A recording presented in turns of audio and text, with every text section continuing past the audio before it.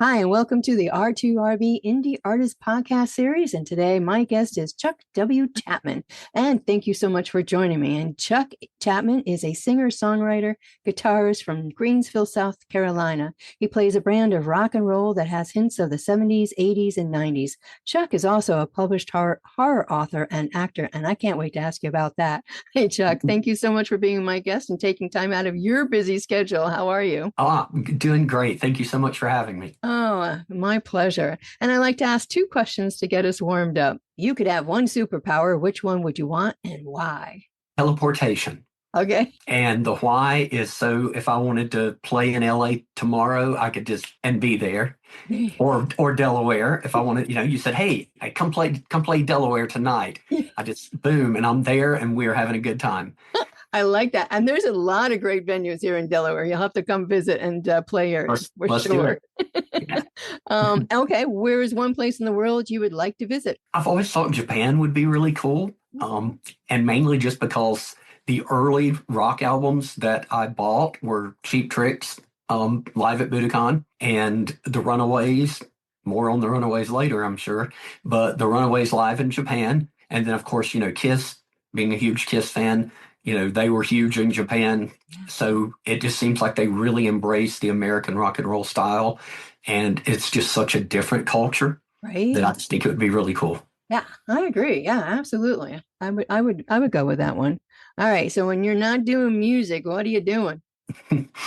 I'm probably promoting music, doing podcasts, doing interviews, doing something to go with it. But if not that, then I do spend a lot of time writing, whether it be writing songs, writing short stories, writing novels. So a lot of my spare time is spent writing. I do the occasional acting job. The acting stuff is getting more and more occasional, which is fine with me because the other stuff is getting more and more busy. So. Wow, you've got a busy schedule. Well, let me ask the question. How do you balance it all? I mean, you are three-dimensional, four-dimensional. Caffeine, lots of caffeine. No, it's stuff I enjoy. I never really take time off. So I don't watch TV very rarely. I don't watch television. I don't do a lot of internet stuff unless it is some sort of promotion or research or something. So, a lot of people spend 2, 3, 4 hours a day watching television. Well, I can spend that time creating. Right. And Yeah. that makes me a whole lot happier than, knowing who the next bachelorette is going to be or whatever. Exactly. And as long as it works for you to balance out your crazy schedule, then that's what you want. I like that. How did you get started in the music scene? And when? When? Very, very early. Probably I was 7 or 8 when I discovered Kiss. And from the time I was 7 or 8 until the time I was like 27 or 8, I would stand in front of my mirror and pretend to be Paul Stanley. Of course, a little earlier than that, I got to jump up on a stage and actually pretend to be, him. So I made the transition a little quicker than the late 20s. But no, really, I mean, that's kind of what caught me. Yeah. Is they had the sound, they had the look, they had the show, they had everything. What else, what else could a 7-year-old kid want? Right. And they just sucked me right in. Now, on top of that, my dad had been in several country bands. He had played on the Grand Ole Opry and stuff. Now, that was before my time. I was a very, very late baby. My parents were in the 40s when they had me. So, But he had played with a couple of the Louvin brothers. Oh, wow. And a couple of other, big country people. So he was a stand-up bass player. So when he saw that I was interested in music from like 13 or 14, when I started attempting to do bands when none of us could play anything, but we were in a band, it was like, he's like, no, stay away from that. You don't want to get in that. You don't want to get in that. And, he really discouraged me until he found out that I was serious about it and I was willing to work for it. And then he became my biggest fan and biggest supporter. Oh, yeah. But it took about 8 years of that. Oh, wow. Yeah, but when you see, your dedication and how much you love it, yeah, I'm sure it was hard for him not to be your supporter. Wow. All right. So you've opened for some incredible bands and artists, and you've toured extensively. What was that experience like? We'll take the opening for bands and artists first. It's always really cool. The first couple of times I did it, of course, I was kind of, fanboy. I was all excited because you never think that you're going to get to do that. Those aren't real people. Those are superstars. Those are people you've heard on records or saw on television or something. I saw them on MTV, and it's like, you don't know how to act. So the first couple of times I was just like in awe. I think I still did my part just fine, but I didn't really have any real conversations or anything. And it wasn't a lack of respect. It was just like, what do I say to these people? They're here and I'm here. Right. And then it kind of reversed over time. Then, when I got my 20s, or I meant further up in my 20s, and I'm like, oh, well, now I'm on the way up and they're on the way down. So then I started being an arrogant jerk and didn't care. And then, then another 5 years down the road, that kind of all levels out, and it becomes you appreciate being there, but you also know that they're real people and they're working just like you are. And most of them are really cool. If you approach them from that, most of them are very cool to, give you advice, help you out, whatever, encourage you. Yeah, what a great experience. And the touring, like I said, there's a reason I wish I could teleport. Yeah. I love playing different places. I love seeing different people, love being in different cities. As an indie band, it's hard because half the time when you show up there, those people have no clue who you are. So it's not like you go in and they're going, oh, play my favorite song. Right. So you're almost trying to have to win over the crowd every time, which is kind of cool in a way. I take it as a challenge because you should be able to win over the crowd. But a lot of times you're playing not to a crowd. You have 14 people there. You just drove 6 hours to get to a show to play for 14 people. So that part can be tough, but I love going different places, love having different stages. Sometimes we'll be on a stage that's huge and it looks like we could play to 20,000 people on that stage. Wow. And then sometimes it's literally, let's try not to hit each other in the face with our guitar necks. Wow. Do you like them both as much, a more intimate setting versus a large arena? I'm not just a ham, I'm the whole pig.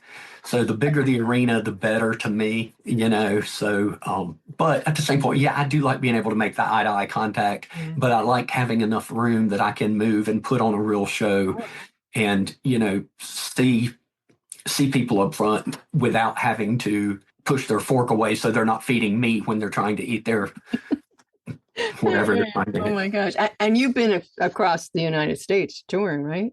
Mostly the Southeast. Now I have done some on the West Coast. Haven't really done anything in the middle. Okay. So I guess we're Georgia, Tennessee, Florida, South Carolina, North Carolina, Virginia. I'm sure I'm forgetting somewhere. Those fairly regularly. And I have done like LA, done California a couple of times, and we're going back to California in August, and we're going to play the Whiskey A Go-Go, which is a lifetime. Since I grew up watching the guys on the Sunset Strip. That will be awesome. I wanted to be on that stage, so we're finally going to be on that stage. And actually, I'm going to be lucky enough to be on it twice. Wow. Because we're supporting a band the night before.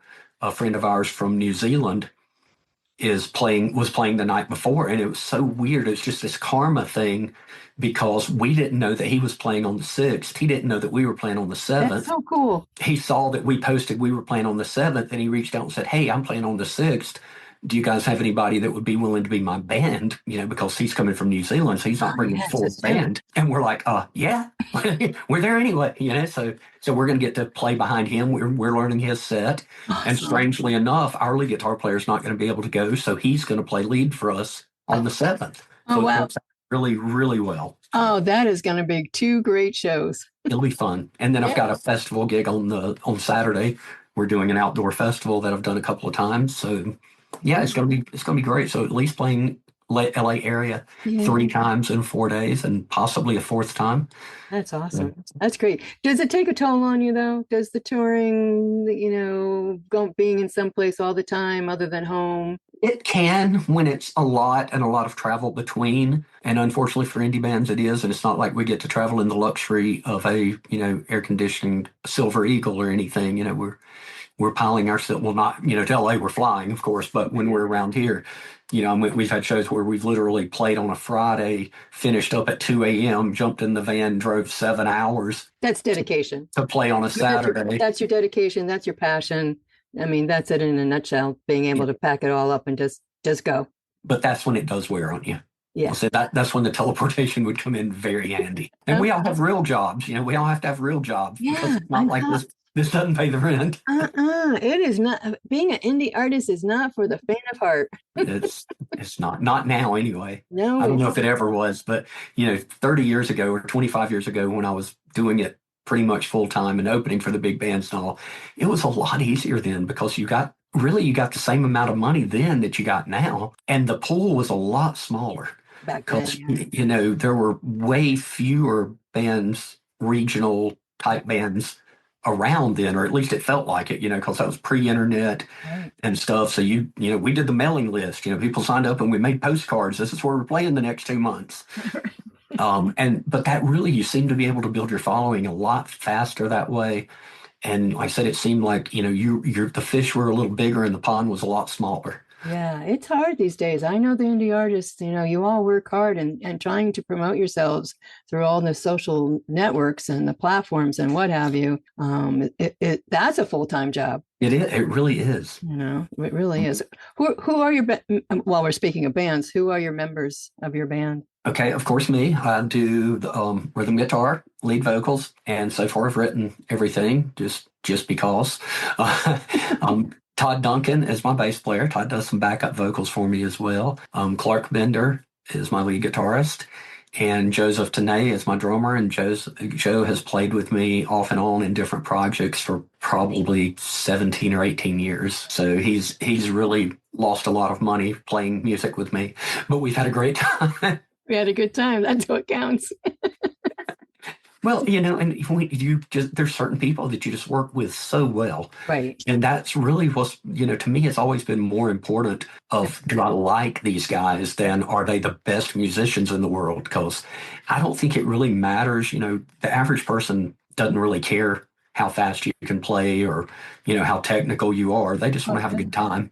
Right. And I think it conveys, if you're on stage having a good time and you like the people you're with, then I think the audience feels that and they like them. Absolutely. Oh, yeah, 100%. Oh my gosh. And talking about your shows, what can people expect from your shows? What kind of performer are you on stage? Definitely high energy.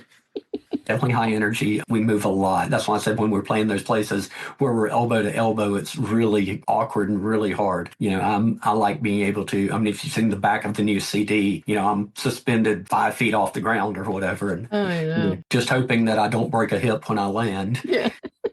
So yeah, it is going to be a high energy show. It's going to be, I don't talk a lot between songs. I try to let the music do the talking. If people want to talk to me, I'm definitely cool with that at the merch table afterwards. Yeah, there you or go. Before, as long as they want to. But on stage, we've only got a finite amount of time and I want to play the music. Wow, of course, absolutely. Yeah. And that's what everybody's there for too, right? Is to listen to you wherever you are. Your music video, Nobody's Angel. Mm-hmm. On your EP Outcast Among Outcasts. I've watched it several times and it is a great song. I love the video. Did you put that together? I did, yeah. Do you like that part of it? I do. I'm not great at it. A lot of the people that I work with when I do film work are way, way, way, way better at it than I am as far as structuring things and lining up mouths and all, which I really am horrible with, as you can tell by the video. But also those people stay very busy. I can only ask for favors that often. I try to do most of them myself, and then every, maybe 3 or 4 videos, I'll try to get more of a pro to just kind of put it together for us. But most of the photography in there was done by a friend of mine named Tom. He had most of the video, so I just kind of cut it together. Yeah, no, it was great. Nobody's Angel on your EP Outcast Among Outcasts, which I really like the name of that. Was there a story behind that? There is a story behind that. Usually when you go to the arts, most artsy people kind of feel like they're different, and most of them are different, present company included, of course. And so you really, a lot of times you don't feel like you fit in anywhere. And then you find this community of people that supposedly are like you, and you think, hey, I'm going to fit in here, only to find out that they can be just as cliquey as the other people. So, hey, I'm an outcast, but even when I'm hanging out with these other outcasts, I'm outcast from them as well. Wow. So it really does. It just, it tells you a lot of times you're in this thing on your own, and that's kind of what it says. And then there's a deeper version too that kind of aligned with it, is that my maternal great grandparents were Native American. So I had at one time went on and looked, said, hey, am I eligible for scholarships and all this, And I found out that their name was Sizemore, and the Sizemore clan actually came from Ireland, I want to say, but they intermarried on the Trail of Tears while the Cherokee were going west on the Trail of Tears. Wow. Some of them branched off, intermarried with the Sizemore clan, and they became a band of Indians called the White Top Laurel. Oh, wow. And the problem is that the Cherokee didn't claim them. The Cherokee claimed that they're Creek, and the Creek claimed that they're Cherokee. So they're not on any list. They're kind of their own little tribe, and they aren't eligible for any kind of government assistance because no tribe will actually claim them. Wow. So again, here I am. Even though I'm an outcast from the outcast. Wow. That is something. Wasn't expecting that story. Isn't that crazy? Yeah, that is crazy. Yeah, you can Google that, and there's, it goes in depth on there because it's just crazy. I'm like, yeah, it figures, Yeah, but to be able to, fall back on that experience to have the background for this outcast is pretty cool. Let me ask you this. When was there a time when you wanted to take a step back from music? Was there ever a time where it's like, okay, I've just had it, I can't do it anymore? I got married and had kids, so I did kind of take a step back. I took off pretty much. I did a cover band for a while, but, no real traveling, no real writing, or very little, creating new music or anything.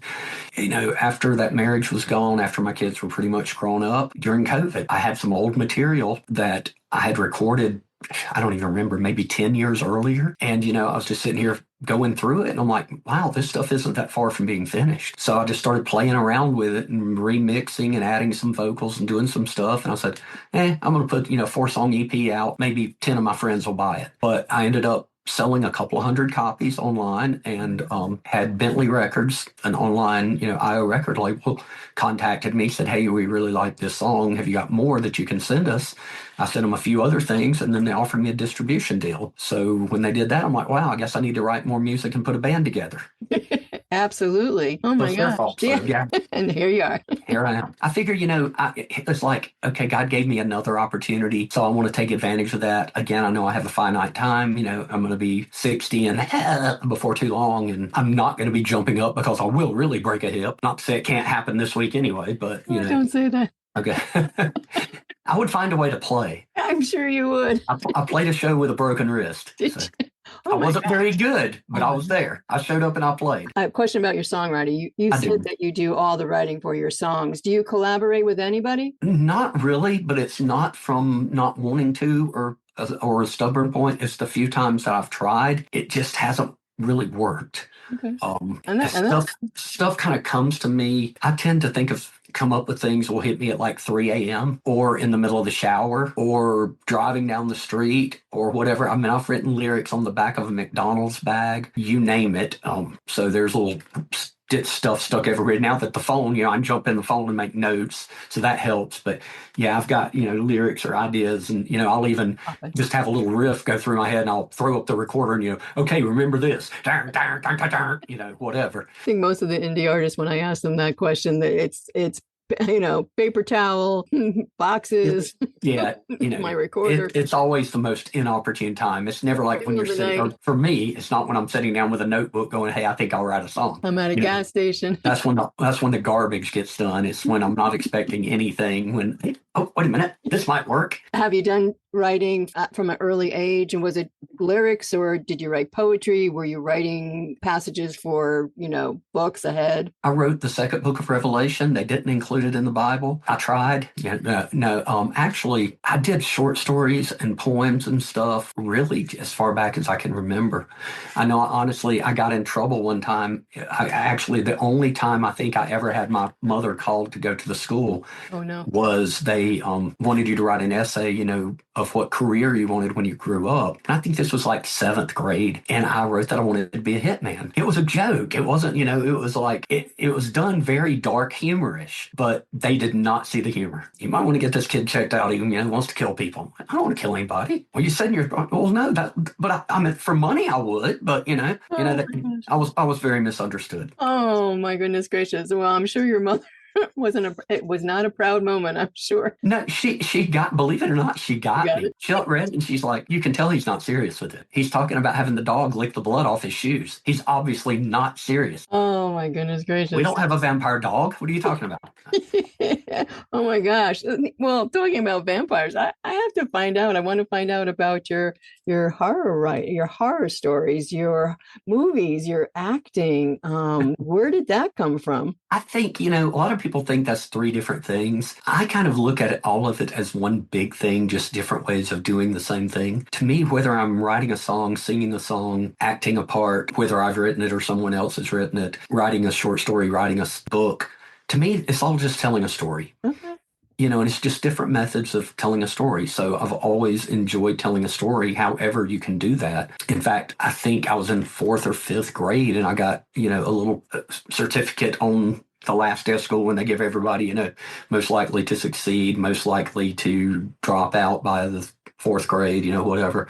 I was best storyteller. I'm like, well, that's really cool, but I'm not sure if that means they like my stories or if they just think I'm a big liar. Either way, there you go. I took it. So when did the film come out later? Were you writing the horror stories when you were younger, or did that come later on? No, I've pretty much always focused on horror thriller type stuff. And it's just, that's what is my biggest interest. I do throw some dark comedy in. So, one of my books is called Freak on a Moped. It's about a guy that basically is like if Jason Voorhees decided to ride around on a moped, it's not deep literature there, but it's fun, because the tagline is, if you can't run more than 25 miles per hour, you're toast. That's it. I'm done. Thank you for having me. See you later. She's like, I am erasing this tape right now. I like your humor. But then you're acting it as well. So you, as I said, you are very dimensional, and you're right. It is all one thing, one piece that really branches out to all these other things. It is. It's just different methods of doing the same. Yeah. You can throw a ball, you can kick a ball, you can hit a ball. It's still making a ball go somewhere. Right. Yeah. So when I kind of cut back on the music, the wife I had at the time, the ex-wife, who basically said it could incriminate me, I just need to stop there. Anyway, we decided we would start doing some community theater because it was something we both were interested in and we could do together. So it wasn't me being gone all weekend performing. It just kind of went from there. So I just did a lot of the theater roles and, tried different things. And, I even went to like the biggest theater in town knowing that I wouldn't get a role because people generally didn't their first try, and I did. And I was like, okay. Maybe I can do this. No, it was a musical, so that helped. But the fact that what worked against me is I can act, I can sing, I can't dance. I always put on my applications, if it says, give your dance experience, I tell them I dance like what I am, a middle-aged straight white guy. With a lot of enthusiasm jumping around on stage. Yeah, I can jump, I can move. But when I've got to make it match 25 other people, I'm like, I kind of struggle there. So, I've had directors go, you know what, your character doesn't dance. And I'm like, yes, I can do this. Oh my gosh. Are you writing anything presently? Yes. Yeah. Yep. Actually, just started my newest book. I never know if that's going to be what comes out next. So I don't really let people know what I'm writing early because it could change, and I don't want people to go, oh, I heard that and it's going to be really cool. And then they go, wait a minute, that's not what this is about. Because, I could at any time, especially I'm early in the stages. So, was it the last one? I don't remember. Things kind of run together. But there was one where I was in the middle of something and I just stopped it and started another project. And then I went back to the previous one.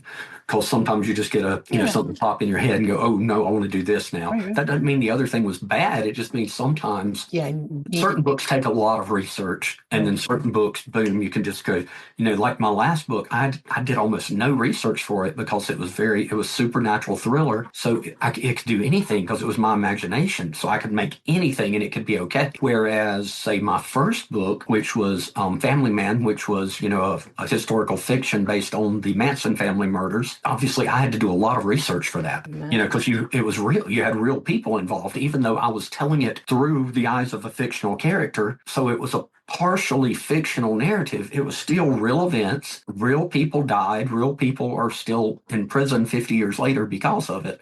And I thought, I have to stay true enough to the real case. Of course, then Quentin Tarantino comes along and does Once Upon a Time in Hollywood, and he don't bother sticking to the case at all. And I'm like, hey, why is he making millions and I made like $73.42? What's wrong with that, right? Yeah, there's something wrong with this picture. Okay, well, we'll be looking for that next book, whatever it might be. Whatever it may be.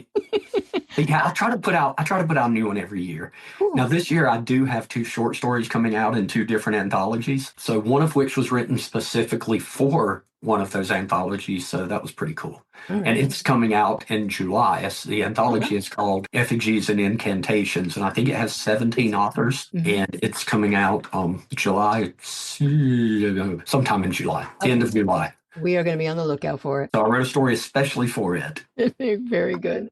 Oh my gosh. How about on your singing songwriting side? Any EPs, singles coming out? Well, the Outcast just came out like 3 weeks ago.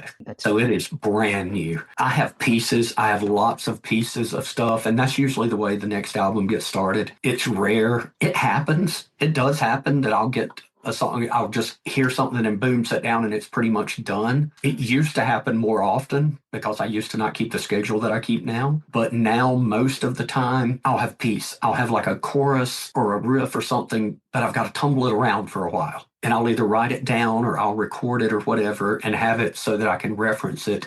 So if another piece comes up and I go, oh, maybe these 2 pieces will fit together.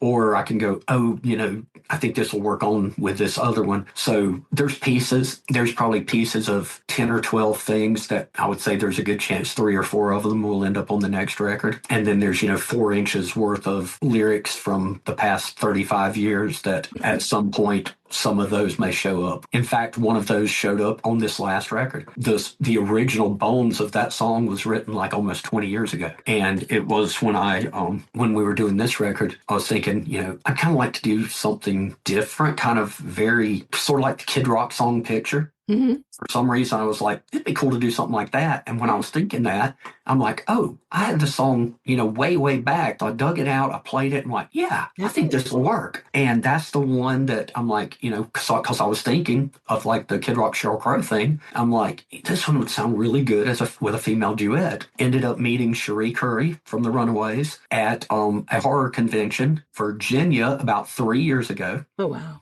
And our tables were right across from each other. When she needed to take a bathroom break or whatever, hey Chuck, do you mind watching my table? And stuff. So we kind of became friends. Exchanged contact information after the show, and also, hey, keep in touch. And so when I thought about this, I'm like, the chances of Cherie Curry going, sure, I would love to sing a song with you, are probably not that good. But what's it hurt to ask? Right.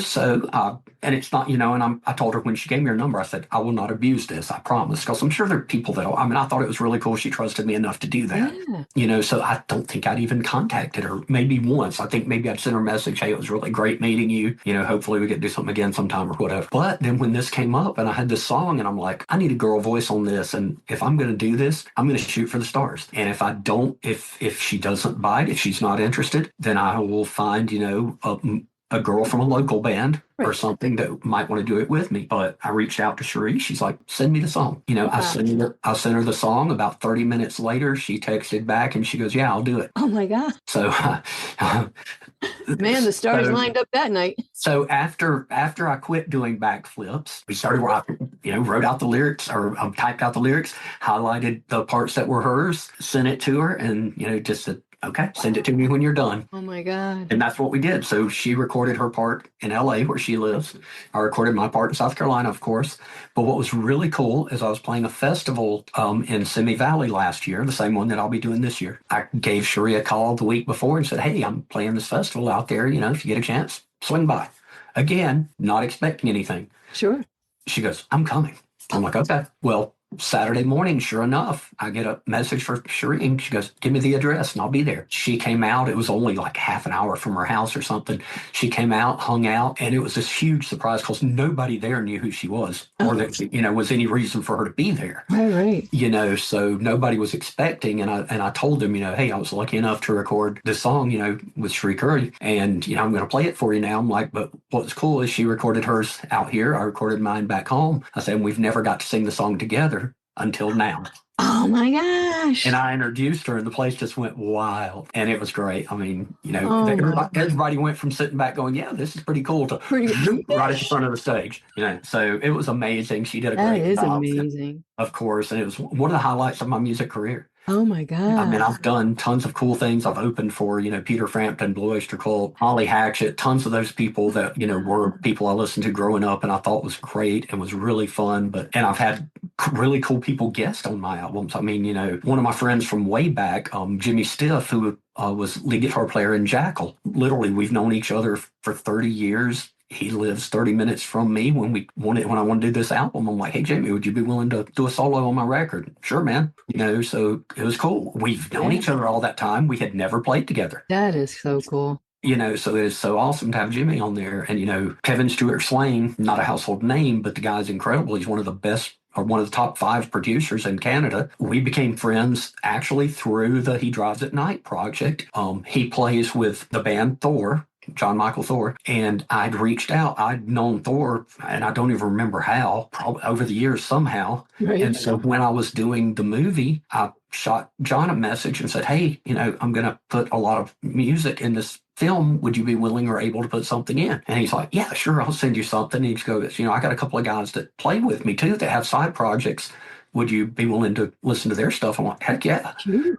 So Kevin was one of them, and you know, he sent me his stuff. It was great. I used it in the film, and we just became friends. And I mean, it's almost like, you know, twin brothers from different mothers. Wow. I mean, when I was doing the previous record, we ended up firing our lead guitar player in the middle of the studio sessions. And it was just one of those things. Great guy. We're still friends. He's helped us get gigs. Just, he kind of froze when we were in the studio. He just froze and couldn't play at all. And he was a good player. Wow. It just didn't work in the studio. And so I'd had a couple of people guest on that one, but I think I still had, including Kevin, he had done a guest spot for me. I called him back or messaged him back, and I'm like, would you be willing to do a few more songs? You know, I said, you know, I've kind of run into this problem. I'm, you know, running out of time in the studio. I've run into this problem. You know, I thought I had a lead player that was going to play the rest of the album, and, you know, he's not going to be able to do it. And I was going to try to get the people that had done one, seeing if they could get an extra one or two. Yeah. And he's like, yeah, sure, man, I'll do a couple for you. What you need? I'm like, 7. But the thing is, he did them, and he killed them, and they were amazing. And oh my God, it was just like, you know, if I could have told somebody exactly what to play, this would have been it. And so this time... That doesn't happen often. Yeah, he helped produce that album. And then this time, he's like, you know, I'll produce this one for you too, if you'll just let me do it. And I tell you, that was asking a lot, because when it comes to my creative stuff, I'll admit I am a control freak. I'm very picky. I am a control freak. So Kevin and I butted heads a few times. I kept saying 5th best producer in Canada. And in my eyes, I take that back. In my eyes, 1st best producer in Canada. You know, I kept saying, you know, that, and I'm like, you know, Kiss wasn't crazy about Bob Ezrin on Destroyer either. Right. Until he gave them a, you know, multi-platinum album. Exactly. Then they went back and went, yeah, I think Bob knew what he was doing. Yeah. So I was kind of the same way. I'm like, Kevin's doing this. He's doing an amazing job. He's doing it, you know, as much as anything out of the goodness of his heart, and because he enjoys and believes in the music. Right. And believes in me. And to me, that is like the ultimate compliment. You know, building fans is one thing, and it's really, really, really hard to build fans. Being respected by your peers And I Absolutely. honestly, I don't consider people like Cherie and Jimmy and Kevin and Thor. I don't consider those people my peers. I consider myself quite a bit below them.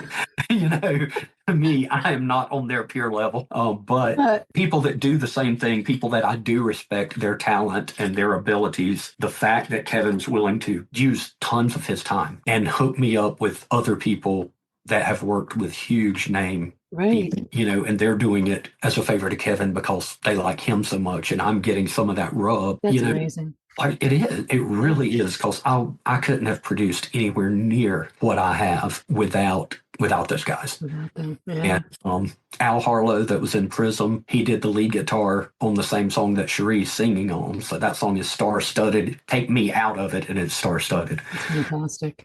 And it just sounds amazing. And now Al and I have become friends. Again, someone I grew up listening to. I won't disclose too much because I don't know what Al would want disclosed, but sure. He even mentioned to me that he would like to cover one of my songs. Oh, cool. And I was like, there's no bigger compliment. Yeah. There is no bigger compliment. And it just blew me away. I was just amazed at someone like that. I'm like, okay.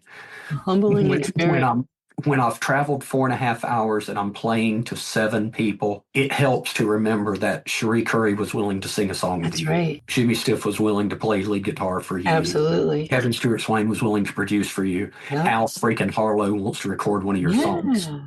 So that's kind of what keeps it going, because it is so easy to get discouraged. Oh my God. Because you send your material out there. What we play is so different. Right. I mean, in this area especially, 2 things are all that gets booked here for the most part, unless unless you're a national act. All that gets booked around here is country or death metal. Yeah, extreme. We were about as far in the middle of both of those as you can get. Yeah, yeah. So it's really hard for us to get gigs. I mean, a lot of the times when we do get open for bigger bands, we're opening for the really heavy metal guys, because that's all we got. Wow. Now, we do have an upcoming gig where we're opening for a Doors tribute band. Oh, cool. So that'll be a good fit. Yeah. It's a little weird to me, an original band opening for a tribute band, but the tribute bands are very successful right now. They're very high demand. It's not like I'm going to get to open for the Doors. So this is the next best thing. Sure. Oh my gosh, that's fantastic. When's that coming up? That is July 12th. That'll be here before you know it. Yeah, that one's coming up. So hopefully that one's going to be. If you're in the Gastonia, North Carolina area, we will be playing at the Rooster on July 12th, opening for Crystal Ship, I think is their name, which is a Doors tribute band. Even though I don't know exactly what their name is, it's Crystal something. I wasn't prepared to give this plug, so but I think it's Crystal Ship. But regardless, I've heard them; they are fantastic. I mean, you'll think you're hearing the Doors, so I'm looking forward to hearing them. Come on out, come see us. Come early enough, because we're gonna tear the stage up and they'll put it back together for them. That'll be a great show. So I'd love to have people out for that one. So Gastonia, North Carolina, July 12th. I think the show starts at 7. Be there or be square. My God, you've had such a journey. Wow.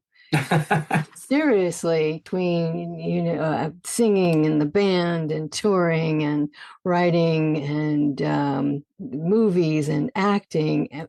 Do you like all of it on an equal level, or are you gearing towards one area over the other? Music is my first love. I love music. If I could do nothing but music and make a living, that's what I would do. Problem is that of the things I do, music pays the least and takes the most. It's more time, more dedication, more traveling for less money. Books, I actually make money on. I don't get rich. I'm not Stephen King. Now, Black Bed Sheet Books, Chuck W. Chapman, author. Amazon, Chuck W. Chapman, author. So you can get the Audible. If you don't want to read, I don't care. You can listen. You're listening to a podcast that shows me you like to listen. You got it? So, that's right. Yeah. Just hit up Audible, Chuck W. Chapman. So but I do make money on the books. I do a lot of conventions, horror conventions, comic conventions, and stuff pretty much regionally, although I did do Salem, Massachusetts last year, and I'll probably do it again next year. I wanted to do it this year, but there's so many other things with LA and stuff that those kind of trips I have to kind of stagger. So and again, how I met Cherie was through one of those conventions, and I've made some great friends. In fact, that's how I met Butch Patrick, who was Eddie Munster, and he was in my film. He was in He Drives at Night. And sort of the same way as Cherie, met him at a convention, just got talking to him like, hey, this is a cool guy. We traded information when I had a chance, when I was doing a film. And I'm like, it'd be nice to have, someone with a little bit of a name in this. Sure. Well, I know Butch Patrick. Let me give Butch a call and see if he's interested. Bang. Done. So those things, and again, he's kind of one thing complimenting or helping the other. Yeah. If I hadn't been there promoting books, I wouldn't have been there. Wouldn't have been thinking about doing the movie or whatever. So, oh my God, what advice would you give a new indie artist? Get a haircut and get a real job? No, just do it for you. Do it for your own self-enjoyment, for your own fulfillment. Do it because you love it. If you do it to try to please anyone else, or if you do it to try to just to make money or to get girls, or it does work, by the way, but not why you should do it. You can scratch that part. My wife might listen to this. No, that was the original. That was the start. You said new artist. You're right. Yeah. But yeah, if you're doing it for any other reason than the fact that you just love what you're doing, you love the music, and you love making an ass of yourself in front of people, that's the only reasons to do it. Could you slip on a banana peel and make a living doing it? Sure. But like I said, all these people that I've worked with, and I have friends that are professional musicians. Literally that is how they're making their living, and they are working so hard. Yeah. And nobody knows who they are. It's not like people are stopping them on the streets for autographs or anything. And these guys are playing in 3 or 4 bands. They're gone 25 days a month. They're making a living, but they are not getting rich by any means. So, and I don't know what the future of the music business, I don't even know if there is a future of the music business. I agree on that one. It really has become so hard these days to get started, to stay in, and then have any longevity in the business at all. And I think too, AI has something to do with that as well. I think a true indie artist, as you were saying, for me, indie artists are some of the hardest working people with very little monetary outcome from it, and yet you put more than 100% into what you love. So yeah, it is, like I said earlier, it is not for the faint of heart. So where can everybody find you for singing and for acting and for your books and every place else? Pretty much everything is Chuck W. Chapman. You can even Google Chuck W. Chapman and it'll give you a list of all my stuff. Make sure you put that W in there. That W is really important. Yeah. If you don't put the W in there, there's other Chuck Chapmans. I will be one of the 27 that pop up. If you put Chuck W. Chapman, it's going to be all me all the time, baby. Right up. But no, chuckwchapman.com, my website, of course, for everything. Facebook, either Chuck W. Chapman, that's going to get my personal page. Unless you want to see pictures of my cat and stuff, then you probably want to go to Chuck W. Chapman Entertainer. That is the band professional page. But I share a lot of the same stuff on both because a lot of people just jump on my personal, even though I'm say, hey, go to the professional page. But it doesn't, I don't care. I really don't care. If you want to connect with me. If you message me, I will message back, do answer messages. Don't spam me. People spam me. If you spam me, I'm going to if you spam me or try to do something, you're deleted and blocked immediately. But if you're just if you're a fan, if you say, hey, I like your music, that's awesome, I'm going to respond. If you're a player or, I've got like a guy that was like 15, 16 that contacted me through there, hey, I love your music, whatever, become friends with him, never met the kid. It was really, really cool. It was great, both wonderful and sad at the same time. I saw where he had listed his 3 favorite guitar players and I was one of them. I'm extremely flattered. However, he's probably better than I am. I was like, kid, I've heard you're playing, you're better than me. But it really, it's nice to know that that you can have a little bit of impact on somebody and, give some encouragement. And that's what I'm going to do. I won't tell anybody don't get in the business, but I will be realistic enough to tell people, okay, here's what you expect if you do. Yeah. At one time, my daughter had thought about doing it, and she is immensely, ridiculously talented. She writes, she sings, she plays piano, and there was a time that she wanted to get it. And I'm like, honey, get a college degree. And then if you still want to do it, I will 100% support you. But I have been chasing this tail around in circles for 35 years, and I don't want you to have to do that and know that you can't get any further, because it's really a crapshoot. And even more so now than ever. It was always, kind of who you knew and who, Right. Who knew who? Yeah. Absolutely. It's even more so now. And it's just, no A&R people don't go out to clubs looking to discover bands anymore. No. No. in general, they're not like looking through YouTube or whatever. Occasionally, No. somebody pops up and's got 10 million views or something. Yeah, that's And going to draw maybe. attention. But Yeah, it's a tough industry. it is. It's It just really is tough. really hard now. So, So, kudos to you that you're still here and still entertaining, and everybody gets to go see Chuck W. Chapman. I just haven't slowed down enough to die. Don't break a hip. Or break hips, yeah. Like, Tom Petty, if you never slow down, you never grow old. That's Tom it. got slow and look what happened. So, That's it. Don't slow down. yeah, don't slow down. Don't slow No. down. But yeah, pretty much everything's Chuck W. Chapman. Okay. X, YouTube, Chuck W. Chapman music. Yes, go find Chuck, like him, comment, buy his music, buy his books, watch Definitely. the movies. Buy stuff. Yeah, you can watch the movie for free. The movie is even free on YouTube and on Tubi. There you go. So you can watch the movie. He drives at night. For every stream, I get 0.00063 cents. So if you watch that movie 630 times, that's a penny in my pocket. And I appreciate that. We're laughing, but that's just insane. It's just really, that's what it's come down to. And I'm on Spotify, I'm on iTunes, Apple Music, Deezer, any streaming service, you're going to find me. You may have to look twice because as of right now, I'd used a different distributor for the last two albums, and they have me as two different people. So one of them is Chuck W. Chapman with a period, one is Chuck W. Chapman without a period. I'm like, I don't really care about them. Just put them together, please. Yeah. They're not doing that yet. But okay. All right. Yeah, we'll look for you on both sides. For every Spotify stream, I get 0.0003 cents. So you only have to listen to each song 30 times for me to get a penny on Spotify. So just put it on repeat, and you put it on repeat, and 3 years from now, you're going to be like my top fan and stuff. And I'm going to be your top fan because you're going to have made me $30. I'm going to send you a t-shirt. God, Chuck, you are too much. You're funny. I have enjoyed this conversation in case you couldn't I'm tell. practicing my next career. I'm going into stand-up next. There you go. I get too old to tour, I'm going into stand-up. Or roll up. I'll just let them roll me up in a wheelchair like one of those. That's right. Where's Chuck? He's on Comedy Central. Go check him out on that. One of those Hannibal Lecter hand truck things. Just let them wheel me out there and stand me up. Let's prop you. Chuck, thank you so much for being my guest on the R2RB podcast series. I appreciate you. Oh, you're awesome. You've been fun. A good host makes the difference. If you have no personality, if you weren't throwing cool stuff at me, I couldn't run with it. So you handed me the ball, I just ran. Oh, I appreciate that. Oh my goodness.